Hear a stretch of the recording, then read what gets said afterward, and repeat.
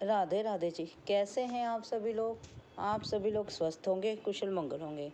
आपके स्वास्थ्य और कुशल मंगल की कामना मैं ईश्वर से करती हूँ कि आप सभी लोग स्वस्थ रहें और कुशल मंगल रहें। आज हम बात करेंगे रावण वध की।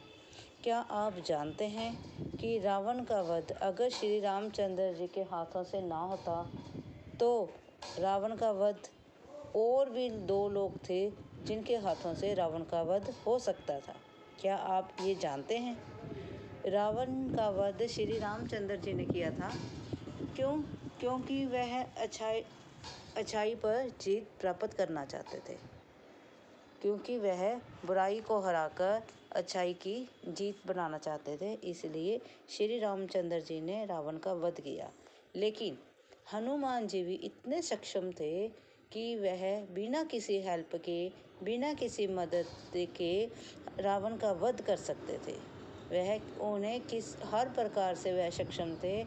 उन्हें किसी भी चीज़ की हेल्प की ज़रूरत नहीं थी, किसी की मदद की ज़रूरत नहीं थी।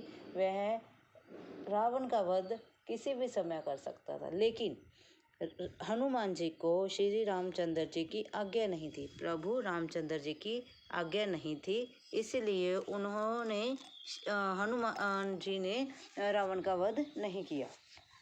हनुमान जी रावण का वध तो कर सकते थे, लेकिन बिना प्रभु की आज्ञा के वह रावण का वध नहीं कर सकता था। इसलिए हनुमान जी ने रावण का वध नहीं किया। दूसरे थे राजा बलि, जो वह भी रावण का वध कर सकते थे। वह भी इतने सक्षम थे, इतने पावरफुल थे कि वह रावण का वध कर सकते। क्यों? क्योंकि उन्हें ब्रह्मा जी ने वरदान दिया था, जिस किसी के साथ तुम्हारा युद्ध होगा, जिस किसी के साथ तुम्हारी लड़ाई होगी, उसकी सारी शक्ति तुम्हारे अंदर आ जाएगी। उसकी सारी शक्ति बलि के अंदर आ जाती है। इसीलिए वह रावण का वध कर सकता था। जो राजा बलि थे, जो बाली था, वह पूरे समुद्र के पता नहीं कितने को समुद्रों की परिक्रमा करने के बाद वह सूर्य को अर्घ्य देते थे। और जब वह समुद्रों की परिक्रमा करते थे तब वह रावण को अपनी बाजू के अंदर दबाकर रखते थे।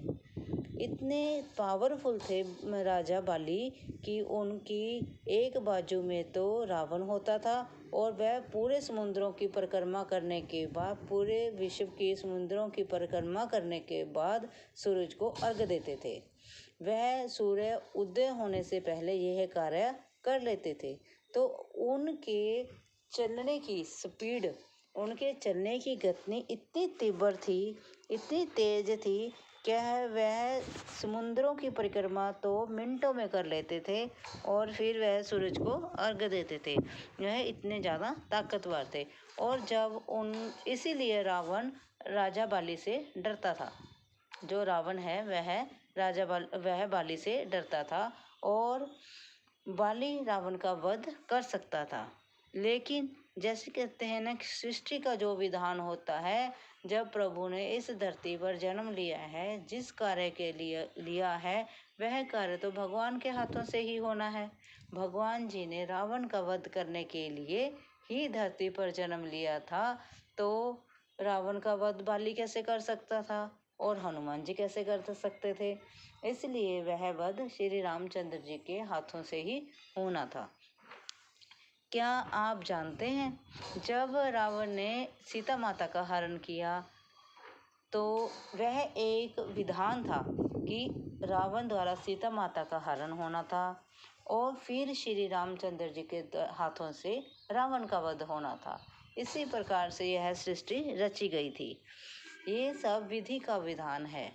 तो रावण जो है बाली से डरता था और जब रावण की युद्ध बाली से होता था तो रावण की जो ताकत थी वह बाली के अंदर ट्रांसफ़र हो जाती थी, उसके अंदर चली जाती थी। क्योंकि बाली को ब्रह्मा जी का आशीर्वाद था, वरदान मिला हुआ था, जिस किसी के साथ बाली का युद्ध होगा उसकी सारी ताकत, सामने वाले की सारी ताकत बाली में आ जाएगी। इसलिए तो बाली इतना ताकतवर था। और इसी प्रकार से हमें भी अपने अपने अपने अपनी क्षमता के अकॉर्डिंग अपने आप में सक्षम होने के साथ साथ प्रभु के राम का नाम सिमरन करना चाहिए। प्रभु राम के नक्शे कदम पर हमें चलना चाहिए और उनका नाम सिमरन करो, श्री राम जी का और शिव भगवान का, कृष्णा का, राधे राधे करना चाहिए। हमें जब हम भगवान जी का नाम सिमरन करेंगे तो हमें इतना तो आत्मबल आएगा ही कि हम बिना पापों की किसी से भी डरेंगे नहीं। और जब हम बिना पाप करे क्यों डरें? नहीं डरेंगे। जब हमने कोई पाप नहीं किया तो हम क्यों डरें? और जब हमने पाप नहीं किया हमें इतना तो कॉन्फिडेंस आ जाएगा, आत्मबल आ जाएगा कि हम सभी कार्य सक्षमता से कर सकेंगे और अपने मतलब कि जो अपना गोल है, जहां हमें पहुंचना है, हम वहां आसानी से पहुंच पाएंगे। अगर वीडियो अच्छी लगी हो लाइक और सब्सक्राइब जरूर करें। Thank you ji.